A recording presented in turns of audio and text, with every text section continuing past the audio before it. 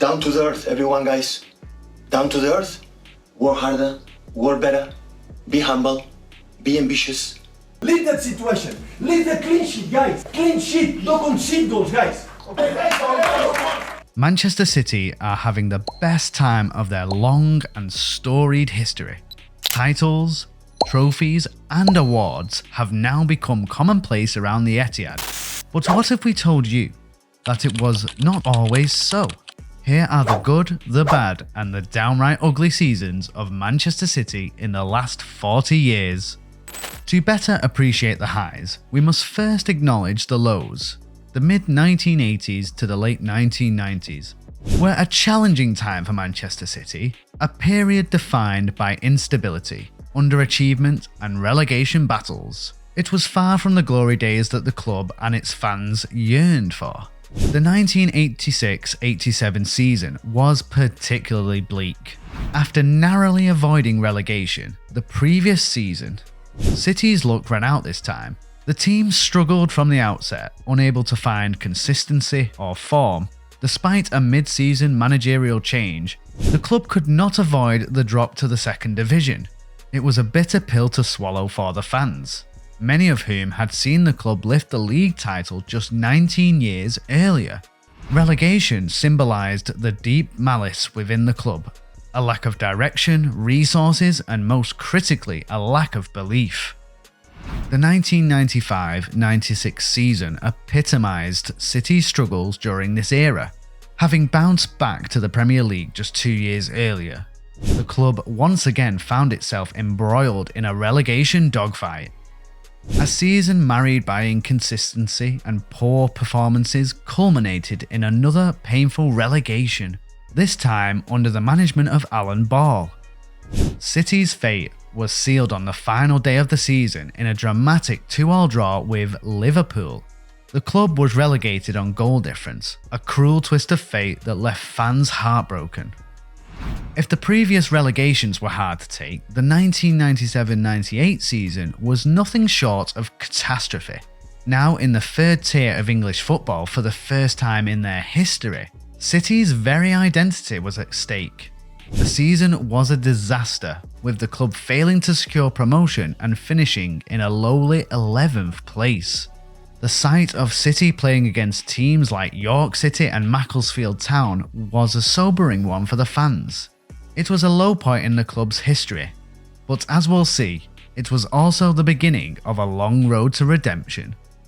Just when it seemed like Manchester City was destined to linger in the lower leagues, the club began its slow but determined climb back to the top. The late 1990s and the early 2000s marked the beginning of a new chapter, one of recovery, rebuilding and ultimately resurgence. The 1998-99 season is often referred to as the most important in Manchester City's history.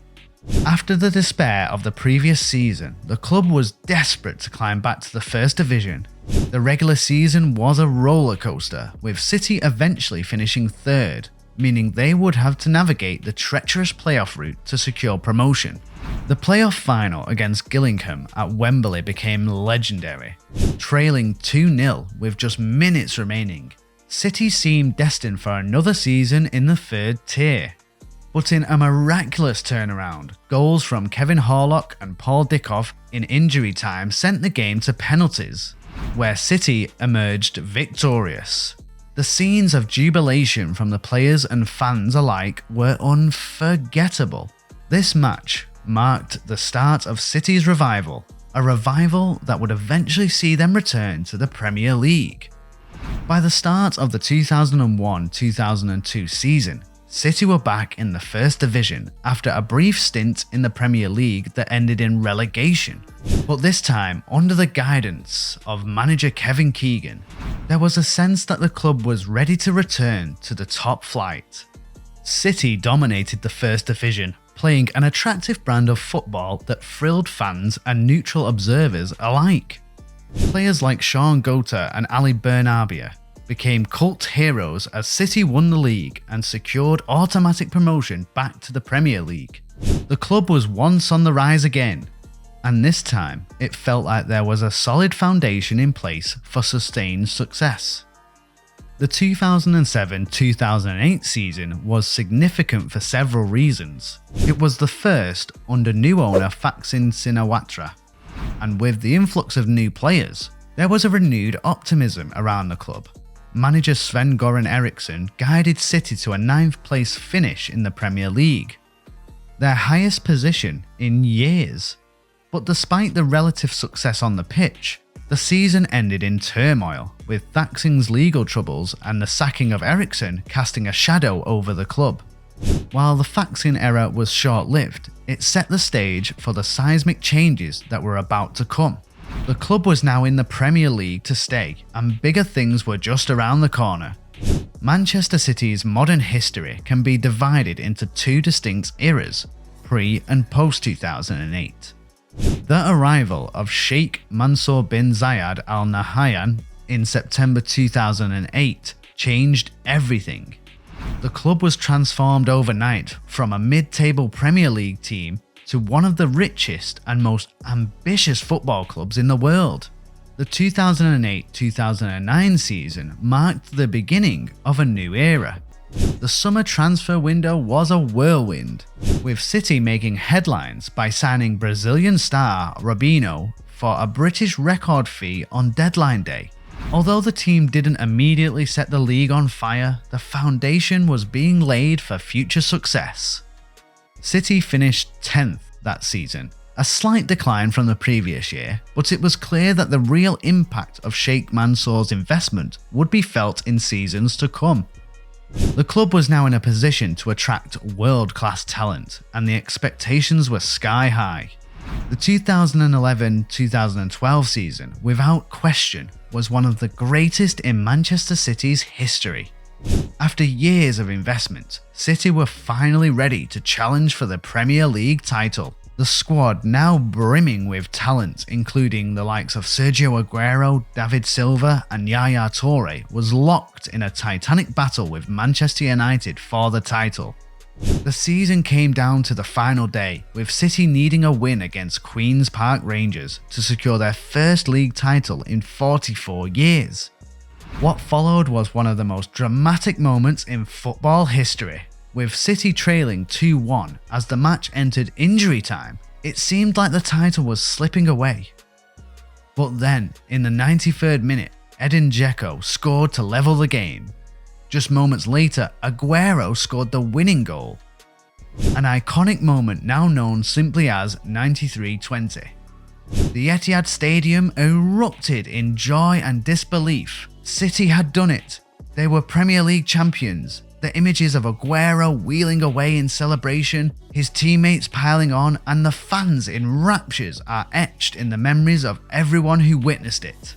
This was the moment that Manchester City truly announced themselves on the world stage. The arrival of Pep Guardiola in 2016 marked the beginning of an era of dominance for Manchester City. Already a powerhouse in English football, Guardiola's appointment signalled the club's intentions to not only win, but to do so with style and substance. The 2017-2018 season was nothing short of spectacular. Guardiola's vision of football, a possession-based, high-pressing style, came to full fruition as City dominated the Premier League from start to finish. The team broke numerous records, including the most points in a Premier League season, the most goals scored, and the most consecutive wins. They became known as the Centurions, a team that not only won the league, but did so in a manner that left fans and pundits in awe. The season wasn't just about winning, it was about redefining what success looked like in the Premier League. City's football was a joy to watch, with Kevin De Bruyne, David Silva and Sergio Aguero pulling the strings in attack, while the defence, led by Vincent Kompany, was rock solid. The season ended with City lifting the Premier League trophy, but the impact of their performances would be felt for years to come. Fast forward 5 years and Manchester City were once again making history, The 2022-23 season saw City achieve something that only few clubs in the world have managed: the treble. After winning their third consecutive Premier League title, City went on to win the FA Cup by defeating their rivals Manchester United in the final. But the crowning glory came in the UEFA Champions League, where City finally captured the elusive trophy that had been the club's obsession for over a decade. The victory in the Champions League final against Inter Milan secured City's place in the pantheon of football greatness. This season was the pinnacle of the Guardiola era, a campaign that saw City achieve what few believed possible, when the club was languishing in the lower leagues just 2 decades earlier. As the 2023-24 season unfolded, Manchester City faced the daunting task of maintaining their dominance. While the previous season's treble had set an almost impossible standard, Guardiola and his squad approached the new campaign with the same hunger and determination that had defined their success. The Premier League was competitive as ever, with teams like Arsenal, Liverpool and Manchester United all vying for the title. City, however, remained the team to beat, with Erling Haaland continuing to terrorise defences, and new signings like Josko Vardiol bolstering the squad. In Europe, City's Champions League campaign was met with high expectations. The group stage saw them top their group with relative ease, but the knockout rounds presented sterner tests. Yet the team's experience and quality shone through as they navigated their way, only to be stopped by Real Madrid. Previous encounters that had often gone in favour of the Spanish giants, and this time the story was no different as they were knocked out. The team also lost out in the FA Cup final to Man United 2-1, but they ended up with their 4th consecutive Premier League title. And so we reached the end of our journey through the last 40 years of Manchester City's history. If you enjoyed the video, do well to like, subscribe and share for others to see.